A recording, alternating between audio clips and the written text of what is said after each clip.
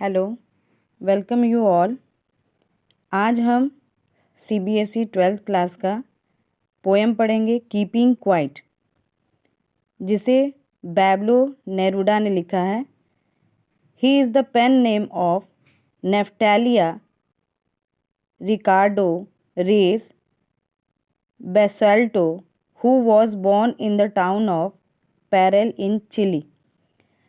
जो नेफ्टालिया हैं उनका पेन नेम है बैब्लो नेरूडा, वो इस नाम से लिखते हैं। और इन्हें जो है नोबल प्राइज़ भी मिला है लिटरेचर में 1971 में।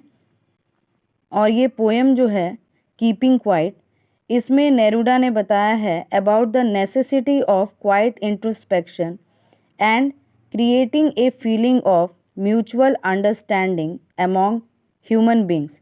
इसमें नेरूडा जो है क्वाइट इंट्रोस्पेक्शन की बात करते हैं, यानी सेल्फ इंट्रोस्पेक्शन की हर व्यक्ति जो है, हर पर्सन जो है वो खुद से अपना इंट्रोस्पेक्शन करे, यानी अपने आप को वो जाने। And create a feeling of mutual understanding among human beings, और वो एक अंडरस्टैंडिंग क्रिएट करना चाहते हैं ह्यूमन बींग्स को, कि वो एक दूसरे को, हर ह्यूमन बींग जो है वो समझे। Now we start the poem. Now we will count to 12 and we will all keep still. कि अब हम क्या करेंगे, हम काउंट करेंगे 12 तक और सब कुछ we will all keep still, और हम लोग क्या हो जाएंगे, बिल्कुल साइलेंट हो जाएंगे।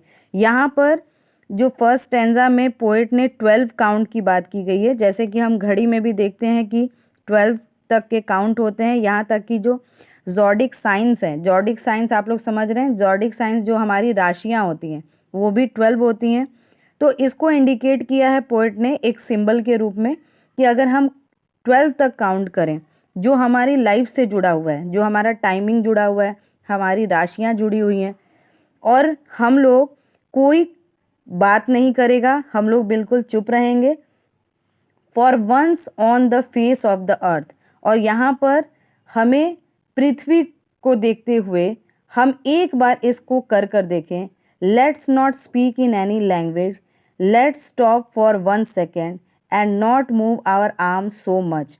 और हम किसी भी लैंग्वेज में, कोई भी पर्सन कोई बात ना करे। यहाँ लैंग्वेज इसलिए लाया गया है क्योंकि लैंग्वेज भी कई बार हमारी लाइफ में बैरियर्स बन जाते हैं, यानी रुकावट बन जाते हैं। और हमारी बॉडी में कोई भी मूवमेंट ना करने का मतलब ये है कि सारी चीज़ें स्टिल हो और हम बिल्कुल काम हो जाएं। काम मीन्स शांत हो जाएं।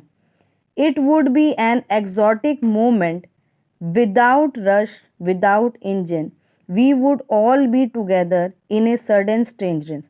और ये जो है एक एक्सोटिक मोमेंट होगा, यानी सारी चीज़ें जो है बहुत ही अलग होंगी, स्ट्रेंज होंगी, जिसमें विदाउट रश, हमें कोई जल्दी नहीं होगी। हमारी जो भी बिज़ी लाइफ है उसके लिए कोई हमारे अंदर हड़बड़ाहट नहीं होगी। विदाउट इंजन, कोई व्हीकल मूव नहीं करेगा, सब कुछ बिल्कुल शांत रहेगा।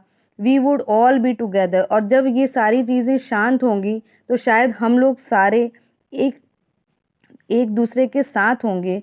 We would all be together in a sudden strangeness, और ऐसे तो हम लोग साथ नहीं होते हैं, लेकिन शायद वो साइलेंस में हम सारे साथ हो जाएं। जो हमारे अंदर जो स्ट्रेंजनेस है वो कहीं ना कहीं जो है ये स्टिलनेस उसे ख़त्म कर दे और हम साथ हो जाएं, टुगेदर हो जाएं। Fisherman in the cold sea would not harm whales. अब शांति का मतलब इतना नहीं है, यहाँ हर किसी की बात की गई है कि जो मछुआरे हैं वो जो ठंडे पानी से व्हेल्स को बेचने के लिए या उनका बिजनेस करते हैं व्हेल्स मछलियों के लिए, तो वो उन्हें भी हर्ट ना करें, उन्हें भी कोई हार्म ना पहुंचाए। यानी उस समय के लिए जब हमने काउंट किया है 12 और सारे लोग साइलेंट हैं, तो उस समय व्हेल्स को भी वो डिस्टर्ब ना करें और पूरी तरह स्टिलनेस क्रिएट की जाए। And the man gathered salt, and the man gathered salt would look at his hurt hands.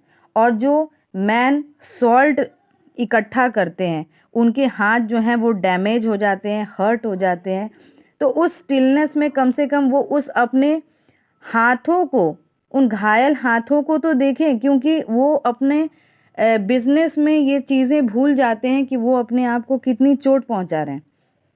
Those who prepare green Wars, war with gas, war with fire. यहाँ पे वॉर की बात की गई है, ये किस तरह का वॉर है? जो ये ग्रीन वॉर्स की बात की गई है, that is we are damaging our environment.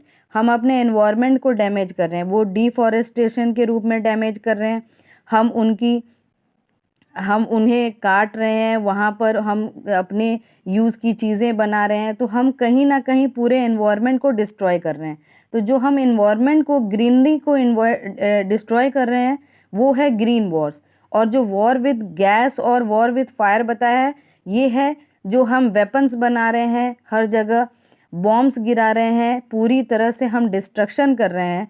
ये सारी चीज़ें जो हैं, विक्ट्री विथ नो सर्वाइवर्स, जीत तो मिलेगी, हम लोग जीत जाएंगे, विनर हो जाएंगे हम, लेकिन इसमें कोई सर्वाइवर नहीं होगा, कोई बचेगा नहीं, क्योंकि एंड जो है वो यही होगा कि अभी आपने जो यूक्रेन का भी वॉर देखा, उसमें भी आप देख रहे हैं कि कितनी लाइफ्स जो हैं वो ओवर हो गई।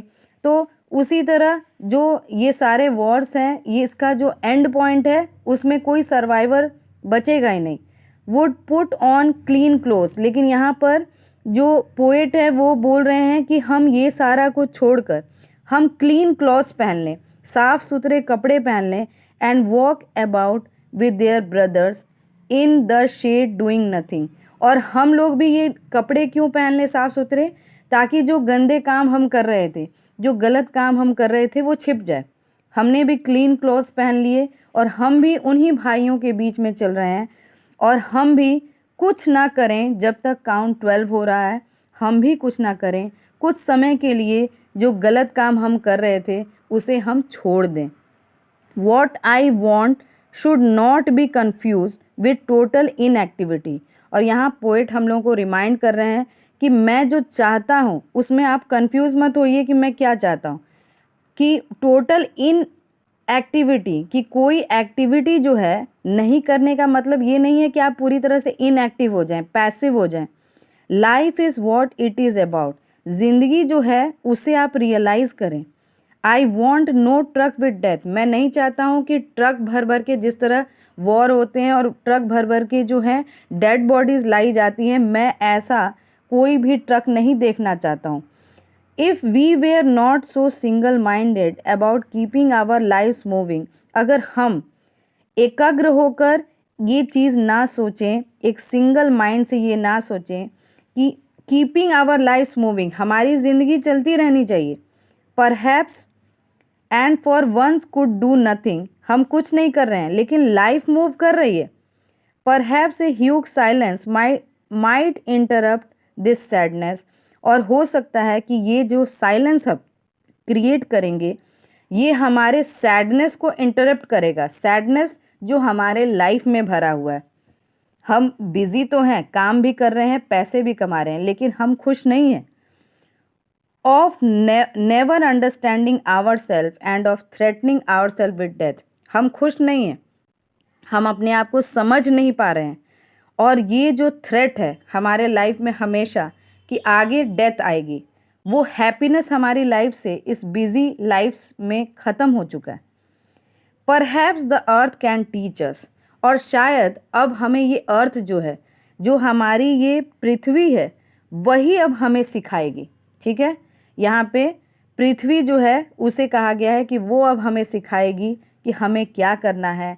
As when everything seems dead and later prove to be alive, कि जिस तरह से अर्थ जो है, वो आपने देखा होगा कि क्लाइमेट जिस तरह चेंज होता है कि विंटर आता है, विंटर में सारी चीज़ें स्टिल हो जाती हैं, और उसके बाद जैसे ही समर सीज़न या स्प्रिंग स्टार्ट होता है, लाइफ वापस आ जाती है।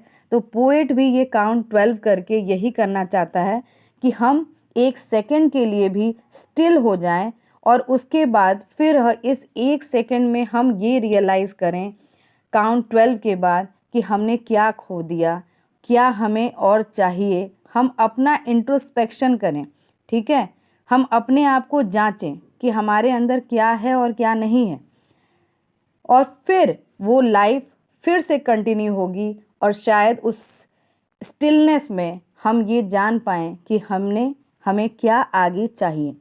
Now I will count up to 12 and you keep quiet and I will go. और इस तरह से हम काउंट 12 करेंगे और सब कुछ शांत हो जाएगा। और यहाँ पे पोएट जो है वो ये कह रहा है कि मैं इसको करने जा रहा हूँ और अब आप भी इसको कंटिन्यू कीजिए और आप भी इसे कंटिन्यू कीजिए। इस पोएम में पोएट ने पर्सोनिफिकेशन यूज़ किया है, जहाँ पे वो बोल रहा है कि अर्थ कैन टीच अस। यहाँ अर्थ जो है उसको एक लिविंग बॉडी बनाया गया है और वो हमें पढ़ाएगा, वो हमें सिखाएगा। तो यहाँ पर्सोनिफिकेशन यूज़ किया गया है। उसके बाद आप देखेंगे कि यहाँ पर जो स्टार्टिंग लाइन है कि we will count to 12 and we will all still, जब इस तरह के दो लाइंस के कंपैरिजन एक साथ होते हैं तो यहाँ पर जो फिगर ऑफ स्पीच है वो एंटीथीसिस यूज़ किया गया है। और भी कई चीज़ें हैं, क्योंकि आपको ये पता होना चाहिए कि ये जो पोएम है वो फ्री वर्स में है, यानी इसमें कोई भी राइमिंग स्कीम नहीं है। ये राइम में पोएम नहीं जा रही है, एकदम फ्री वर्स में है। उसे फ्री वर्स कहते हैं जब इसमें कोई राइमिंग ना हो। और लास्टली इसमें एन्जाम्मेंट का यूज़ किया गया, ये भी एक फिगर ऑफ स्पीच है। और एन्जाम्मेंट क्या होता है, जब एक लाइन जो है वो दूसरे लाइन में कंटिन्यू हो जाती है, तो ऐसे को हम क्या कहते हैं, एन्जाम्मेंट कहते हैं। तो आई होप आप इस पोएम को अच्छी तरह समझ चुके हैं। आप इसे रिवाइज कीजिए and best of luck for your exam. Thank you.